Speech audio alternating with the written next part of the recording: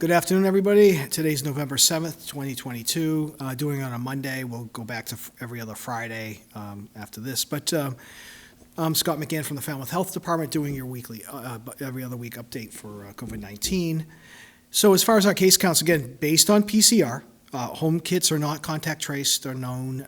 These are PCR cases only that I'm going to give you. So there's some multiplier that's higher than this, 2 times, 3 times, 4 times, whatever it happens to be. But this is PCR based. But PCR weekly to weekly will also tell you where things are trending upwards or downwards. So hospitalizations and whether our PCRs are up or down will also indicate probably what's going on with home tests as well. So 5,700 cases since PCR positive since the beginning of the outbreak, 27 confirmed PCR. And we've been averaging over the last 4 weeks around 40 or so. There's been a bit of a downward trend with PCR positives. Our incidence rate based on PCR is 15.2 cases per day per 100,000, and our positivity rates dropped. It was around 10. It's at 7.76. But again, who's getting a PCR now? People aren't getting a PCR based on exposure, so healthy people who don't have it are not getting PCRs. Who's getting PCRs? I think before you get surgery, people that really want to know, that don't feel well, want to double check their positive home kit test.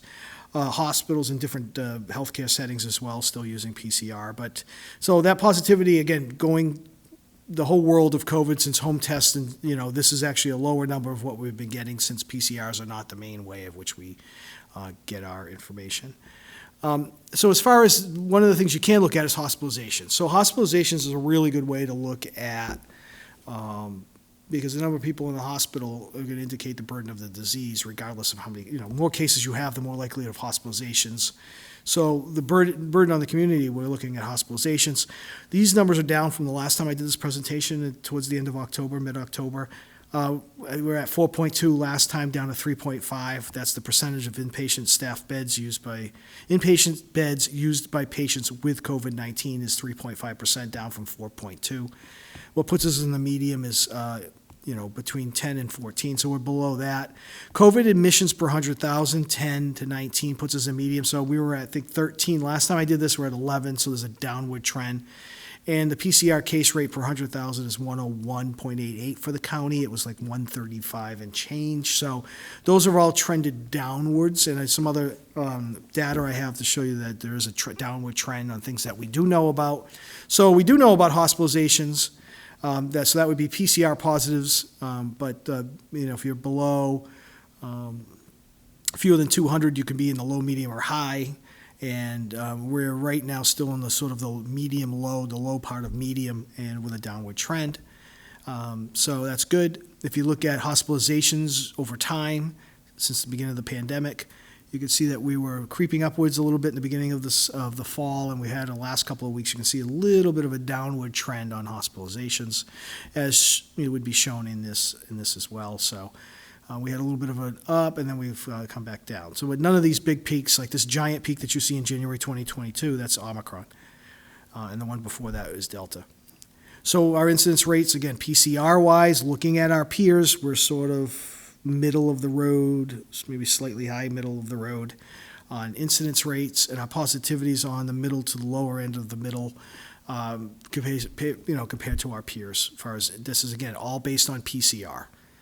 Statewide, again, PCR positives, it was like 6,600 last time, 5,500. So that's sort of a bit of a drop and sort of a downward sort of trend slightly. You can see it in the metrics. In blue, you see total number of cases sort of going downward. Hospitalizations had a little up and then slid back down a little bit. Deaths with the vaccinations have always been low since we've gotten to vaccinate. And positivity is on a bit of a downward trend, so that's good. MWRA, which uses viral DNA signals in wastewater, you can see that on the far right, you can see it to be a bit lower, or flattening out lower from where it was, let's say, a few weeks to a month ago. Again, there was another bump. So you see that sort of ebb and flow to it. As long as it stays sort of this lower ebb and flow, we can all live with it. We off the charts, you see both of them coming down from off the charts. That was the Omicron surge. So we had a lot of COVID in the wastewater back in January into February. Then it dipped way down, and then it's sort of in that middle range with some peaks and some valleys. We're on sort of a lower trend for in the wastewater. So that's what I gotta say about cases. So cases are on a lower trend over the last couple of weeks. Still plenty of COVID out there. I'm sure you know it through friends, family, coworkers, and so forth. The bivalent booster is available. It is not scarce. It's not, maybe not the next day you're going to get a shot. So you're going to need to book it and plan it. And I'll show you why it's probably happened that way. So we do have the bivalent. That's the one we recommend. CDC recommends that people 5 and older receive the updated bivalent booster if it's been at least 2 months since their last vaccine. And so, and I think it's still 90 days for those that had COVID. They should wait a little bit. So that's the booster that's out there. As far as its availability, you go to vaxfinder.mass.gov, get it at the pharmacies, community MDs, some of the community health centers. I think the county, state runs one at 4Cs on Sundays. You'll see it on VaxFinder, so that's where you find it. Children under 3, still, you should check with your pediatrician's office. Most of them have that sort of cutoff. Testing, the EMD and the pharmacy still do it. Home kits are your main one. The hospital still has theirs, but home kits are the primary way at which people are getting to find it. If symptoms and somebody in your family has it and you test negative, that doesn't necessarily mean you test negative. If you have symptoms, test once or twice. Wait 24 hours. If you're positive, you're definitely positive. But sometimes the PCR doesn't pick up a low level. Not PCR, sorry. The home test does not pick up a lower infection. So if you have symptoms, test again later in the day or the next day. With home kit, and then that gives you a better. If you test like 2, 3, 4 times negative, then you're negative. But sometimes relying on one could be a little bit of a problem, especially if you had a known exposure. Right? So there's other things floating around, but if 2 people in your family have COVID and you've got COVID symptoms, you test negative, that doesn't mean you're free and clear. You should get another one. Just the nature of it. If you're positive, you're definitely positive with the home kits. As far as where we have vaccines, so 1,114 doses since the last time, so between the 17th and the 31st with 672. So big increase among second boosters.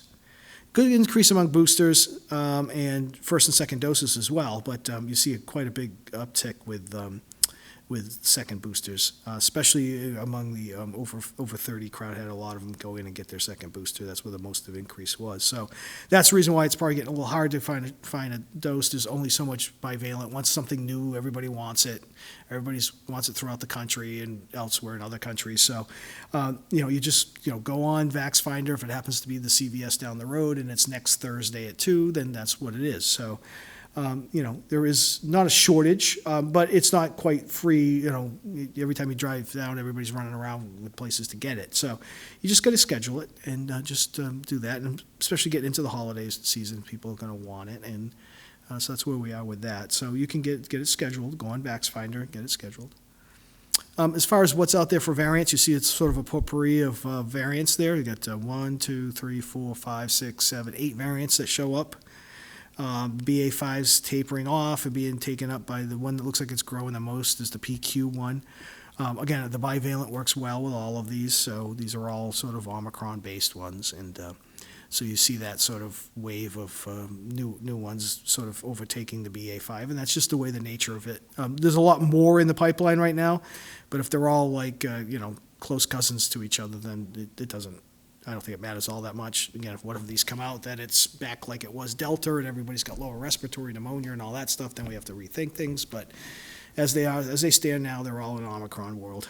So again, as a recap, county remains low medium, based on the disease burden, but it is trending lower. It's also the numbers throughout seem to be trending on the lower side. It'll pick back up in the holiday seasons. I don't doubt it. Again, most of the variants are all the variants are all Omicron. We have the bivalent, which picks up the Omicron. So it's here to stay. It's whether the hospitalizations, which are not the hospitals are not being burdened since for the past year or so, and with COVID, and there are cases that come in, no doubt. There are still people that aren't vaccinated or people with weakened immune systems where even being vaccinated may still end up in the hospital. There's definitely still some of that. But that's where we are, so not much different other than a good downward trend a little bit. No mandates, nothing really new on that forefront. Contact tracing's kind of gone away, especially since we weren't contact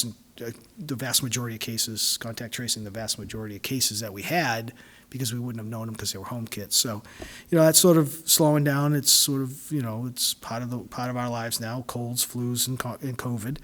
And so, if you haven't had a booster and you're due for a booster, just get yourself scheduled for the bivalent. That's all it's going to be around now is the bivalent. And it might take a week or two, and so get yourself scheduled if that's what you're thinking. A lot of people have. Like I said, 672 over a couple of weeks is a few hundred a week.